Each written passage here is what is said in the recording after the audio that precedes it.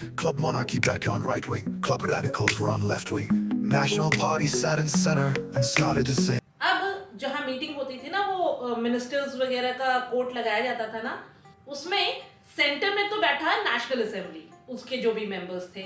Left side में बैठे radicals, मतलब जो रेवोल्यूशन चाहते थे, जो चाहते थे कि राजा की मोनार्की बिल्कुल खत्म हो जाए, राजा का देश चलाने में बिल्कुल भी इंटरफेरेंस ना हो।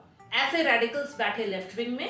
और ये जो टर्म है ना लेफ्ट विंग, ये फ्रेंच रेवोल्यूशन से ही इसकी शुरुआत हुई है हमारे इंडिया में और बहुत सारे और देशों में।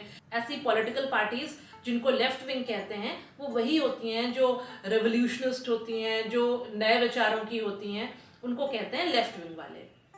तो बीच में बैठी नेशनल असेंबली, लेफ्ट में बैठे ऐसे लोग जो बिल्कुल भी नहीं चाहते थे कि राजा जी आए, मतलब पूरी तरह से मोनार्की खत्म।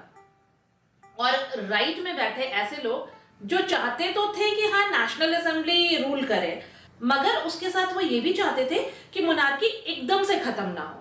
कुछ भी हो, हमारे राजा हैं, राजघराना है, बरसों से हम पर राज कर रहे हैं, तो उनका भी तो थोड़ा बहुत से होना चाहिए ना, थोड़ा बहुत तो होना ही चाहिए, पूरा मत लो, फिर भी राजा जी हैं, उतना तो रिगार्ड रखो कि आप उनसे थोड़ी सी राय मशवरा ले लो।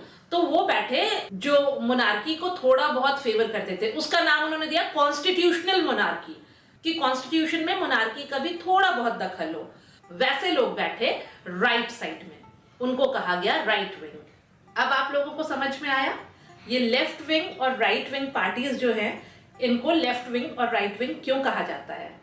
ऑगस्ट डिक्री में फ्यूडलिज्म खत्म हो गई थी, नोबल्स, प्रोविंसेस, क्लर्जीज, इनकी स्पेशल प्रिविलेजेस खत्म हो गई थी।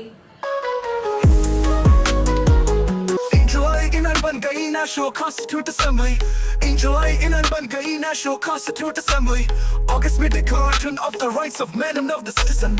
अब एक और नया डिक्लेरेशन आया, declaration of the right of man end of the citizen. इसके हिसाब से जो आम जनता थी ना, उसके पास भी राइट्स थे, एक प्रॉपर सिटीजन के, जो पूरे सिटीजन को होने चाहिए। लिबर्टी, इक्वालिटी, फ्रेटर्निटी, ये इन सिटीजन्स की डिमांड थी जब रेवोल्यूशन चल रहा था। तो उस डिक्लेरेशन के हिसाब से the citizen should be given their right. तो अब राजा जी इसको साइन करने में हालांकि थोड़ा हेसिटेंट थे, वो नहीं चाहते थे कि ये डिक्री और ये डिक्लेरेशन साइन हो, बट उनके पास कोई चारा ही नहीं था। He had to sign those papers.